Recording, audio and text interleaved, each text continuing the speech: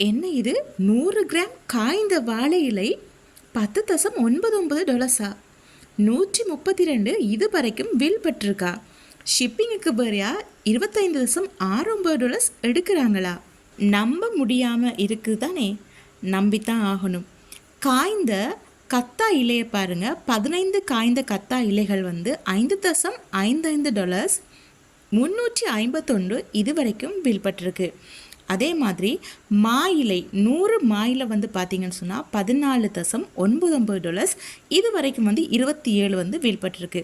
அதே மாதிரி வேப்ப இலை $16.02 இது வரைக்கும் 9 வீழ்பட்டிருக்கு.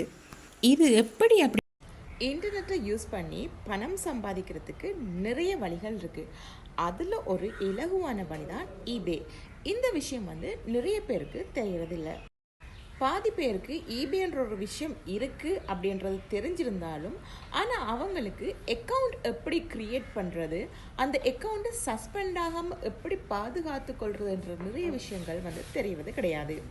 சரியான முறையில் அக்கௌண்ட் எப்படி க்ரியேட் பண்ணுறது, க்ரியேட் பண்ணின நம்மளுடைய அக்கௌண்ட்டை சஸ்பெண்ட் ஆகாமல் எப்படி பாதுகாத்து கொள்கிறது அப்படின்ற சில டிப்ஸ் இந்த வீடியோவில் பார்க்க போகிறோம். வாங்க.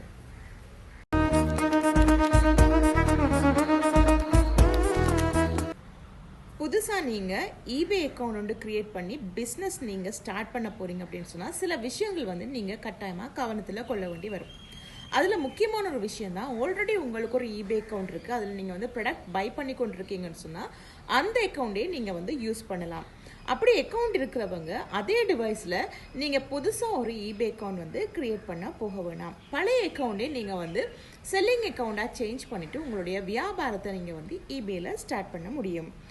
ஈபே அக்கௌண்ட் இல்லை அப்படின்றவங்களுக்கு இந்த மெத்தடை நான் இப்போ சொல்லிக் கொடுக்குறேன். எப்படி நம்ம ஒரு ஈபே அக்கௌண்ட்டை க்ரியேட் பண்ணுற அப்படின்றத ஆல்ரெடி ஈபே அக்கௌண்ட் இருக்கிறவங்களுக்கு நான் இன்னொரு வீடியோவில் அந்த அக்கௌண்ட்டை எப்படி நீங்கள் செல்லிங் அக்கௌண்ட்டாக சேஞ்ச் பண்ணணும் அப்படின்றத விளங்கப்படுத்துகிறேன். இப்போ அக்கௌண்ட் இல்லாதவங்க புதுசாக அக்கௌண்ட் க்ரியேட் பண்ணுறது எப்படி அப்படின்றத பார்க்கலாம். உங்களுக்கான ஒரு மெயில் ஐடியை க்ரியேட் பண்ணிக்கொள்ளுங்கள். அந்த மெயில் ஐடியிலேருந்து கூகுள் அக்கௌண்ட்டை ஓப்பன் பண்ணி கொள்ளுங்கள். அதுக்கப்புறம் கூகுளில் நீங்கள் ebay.com அப்படின்னு சொல்லி சர்ச் பண்ணினீங்கன்னு சொன்னால் உங்களுக்கு இந்த மாதிரி வரும். இங்கே முதலாவதாக இருக்கிற ஈபே எலக்ட்ரானிக் அப்படின்றத நீங்கள் கிளிக் பண்ணிங்க அப்படின்னு சொன்னால் உங்களுடைய ஈபே அக்கௌண்ட் இந்த மாதிரி ஓப்பன் ஆகும். இப்போ உங்களுக்கான ஈபே அக்கௌண்ட் நீங்கள் சைன்இன் பண்ணணும். அதுக்கு இந்த இடத்துல ஹாய் அப்படின்ற இடத்துல சைன்இன்ன்றதை கிளிக் பண்ணினீங்கன்னு சொன்னால் இப்படி ஒரு இடம் உங்களுக்கு ஓப்பன் ஆகும். கிரியேட் அண்ட் அக்கௌண்ட் செலக்ட் பண்ணிக்கோங்க. இங்கே மேலே பார்த்தீங்க அப்படின்னு சொன்னால் பர்சனல் அக்கௌண்ட், அடுத்தது பிஸ்னஸ் அக்கௌண்ட் அப்படின்னு சொல்லி 2 ஆப்ஷன் கொடுத்துருப்பாங்க. ஆட்டோமேட்டிக்காக உங்களுக்கு பர்சனல் அக்கௌண்ட் கிளிக் ஆகி இருக்கும். ஸோ உங்களுக்கு பர்சனல் அக்கௌண்ட்னா நம்ம க்ரியேட் பண்ணிவிட்டு பிஸ்னஸுக்கு பிறகு சேஞ்ச் பண்ணுவோம். ஸோ அதனால் நம்ம ஃபஸ்ட்டாக பர்சனல் அக்கௌண்ட்டே நம்ம க்ரியேட் பண்ணி எடுத்துருவோம்.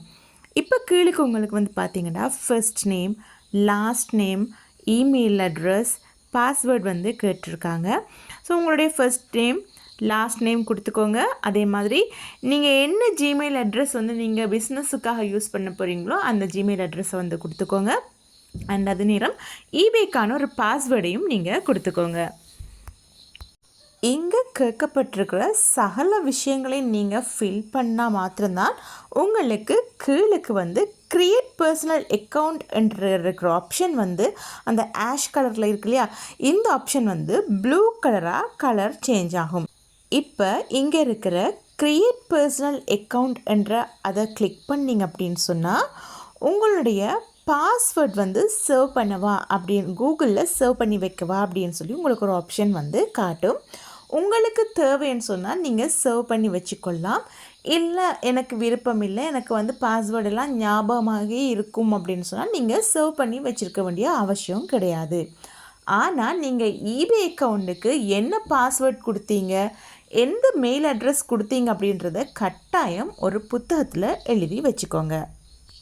அதோட இந்த இடத்துல உங்களுக்கு சிம்பிளிஃபை யுவர் சைன்இன் அப்படின்னு சொல்லி கேட்டிருக்கிற இடத்துல நீங்கள் ஸ்கிப் ஃபார் நவ்ன்றதை கொடுத்தீங்கன்னு சொன்னால் உங்களுக்கான ஈபே அக்கௌண்ட்டை நீங்கள் இப்போ ஓப்பன் பண்ணிட்டீங்க.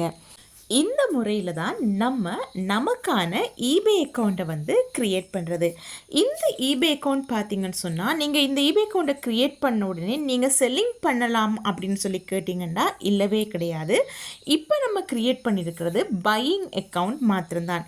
இந்த பையிங் அக்கௌண்ட்டை நம்ம வந்து கிட்டத்தட்ட ஒரு மாதம் அல்லது 1.5 மாதம் வந்து பை பண்ணுறதுக்காக யூஸ் பண்ண போகிறோம். அதுக்கப்புறம் தான் இந்த அக்கௌண்ட்டை வந்து செல்லிங் அக்கௌண்ட்டாக நம்ம மாற்ற போகிறோம்.